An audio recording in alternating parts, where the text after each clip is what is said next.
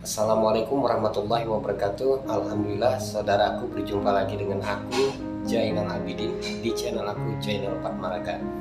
Alhamdulillah sallallahu alaihi wasallam salim.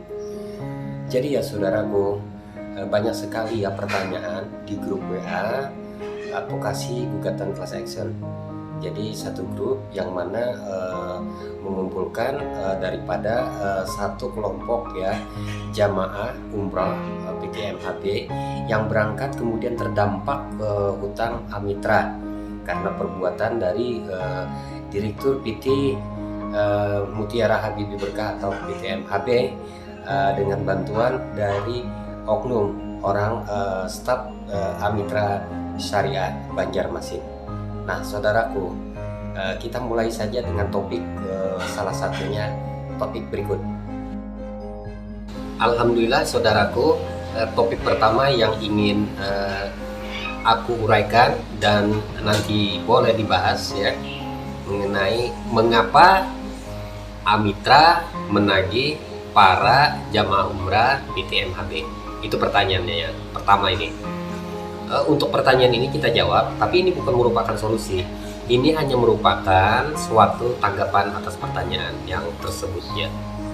Jadi jawabannya adalah karena kalian para jamaah umrah PTMHB tercatat dalam permohonan aplikasi kontrak Amitra Syariah, dan kontrak itu masuk ke kantor pusat Jakarta sehingga turun tagihan ya.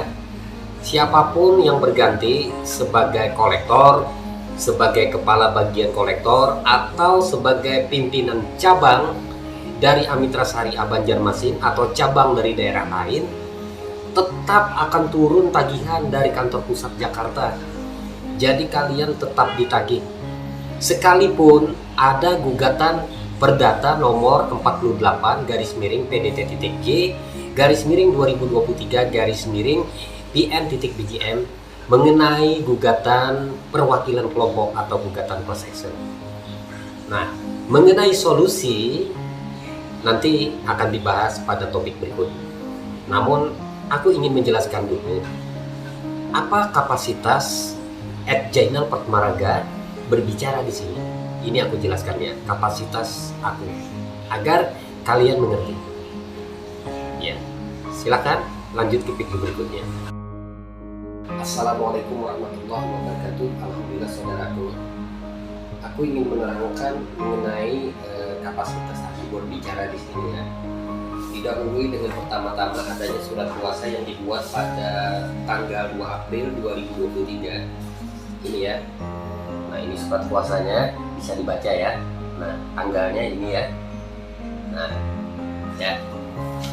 Nah, jadi dari surat kuasa yang dibuat oleh pemberi kuasa Rahmaniyah SE selaku koordinator level pertama PTMHB yang syiar untuk merekrut jamaah umrah, membantu para jamaah untuk beribadah sesuai dengan ketentuan Undang-Undang Dasar 1945 pasal 29, kebebasan beragama ya. Nah, hal itu dilindungi oleh undang-undangnya. Nah, jadi dasar daripada aku berbicara di sini dengan kuasa yang dibuat oleh Rahmaniyah SE, istri aku, selaku koordinator level pertama ya untuk syiar umrah PTMHB. Nah, diberikan kuasa insidentil ya, karena hubungan aku dengan istri ya sebagai suami istri ya, jadi bisa dengan dasar perundang-undangan yang ada. Ini adalah satu. Nah, hal yang terpenting di sini adalah bunyinya. Ini adalah membela kepentingan hukum untuk istri aku, di mana dia bertanggung jawab ya terhadap koordinator dan jamaah-jamaah lain, karena dia selaku koordinator level pertama. Karena dia tidak mengerti hukum, maka aku Jainal Abidin dalam hal ini untuk kepentingan istri aku mewakili sebagai kuasanya sebagai prinsipal ya, baik di luar pengadilan maupun di dalam pengadilan. Ini yang pertama. Kemudian setelah ada gugatan perdata ini ya, gugatan class action dari 3 para penggugat yang mewakili kelompok ya yang terdampak utang mitra. Kemudian istri aku di sini selaku turut tergugat 1. Maka dengan itu aku dibekali juga dengan izin beracara dari Pengadilan Negeri Banjarmasinnya yang tanda tangan adalah wakil ketua di sini. Buka di halaman kedua, wakil ketua. Nah ini ya. Nah ini perjelas lagi. Nah ini atas nama ketua pengadilan, yang menandatangani adalah wakil ketua. Nah dengan 2 dasar inilah aku berbicara. Jadi dengan surat kuasa yang pertama tanggal 2 April 2023, kapasitas aku berbicara untuk kepentingan istri aku, dalam hal ini membela para jamaah semuanya dan para koordinator ya. Sehingga di sini dari beberapa jamaah ada berkeluh kesah, kemudian ada gagasan untuk melakukan satu gugatan.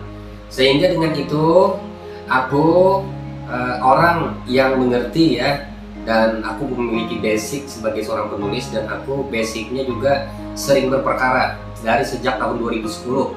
Jadi sering berada di persidangan ya, di gugatan perdata ya. Jadi untuk membela kepentingan aku diri sendiri, maupun aku sering membantu orang, tapi aku berada di balik layar saja, prinsipal sendiri yang beracara di depan majelis hakim. Tetapi semua dari surat gugatan, jawab-menjawab, persiapan bukti dan kesimpulan, aku yang mempersiapkan. Nah, dengan pengetahuan itu dan dengan pengalaman itu, maka aku membantu kelompok dari jamaah tersebut dengan diwakili 3 orang penggugat ya. Aku bantu untuk membuat surat gugatan ya, dan meregisterkannya. Alhamdulillah sudah terregister dengan perkara nomor 48 garis miring PDT.G garis miring 2023 garis miring PN.BZN. Itu yang pertama ya, kapasitas aku berbicara di sini. Kapasitas yang kedua, karena istri aku selaku turut tergugat 1, maka dengan berbekal surat kuasa tersebut, sehingga aku mewakili kepentingan untuk istri aku selaku tergugat 1. Namun demikian adalah turut tergugat 1 jelas nanti akan di dalam jawaban akan membela kepentingan para jamaah, karena dia mengetahui menjalani peristiwa hukumnya dan fakta-fakta hukumnya, serta dia memiliki bukti-bukti dan dia dapat mengajukan saksi yang ditunjuk nanti untuk membela kepentingan para tergugat untuk mewakili kelompok para jamaah sekitar 280 orang. Nah maka disebutlah karena gugatan ini adalah gugatan kelompok, maka ini adalah termasuk klasifikasi gugatan class action. Lebih dari 100 orang ya, lebih dari 100 orang, begitu catatannya, persyaratannya. Nah nanti ya kita akan beralih lagi ke topik lain ya. Sementara itulah dulu kapasitas aku berbicara di sini ya. Assalamualaikum warahmatullahi wabarakatuh. Subhanallah, sallallahu alaihi wasallam, salim.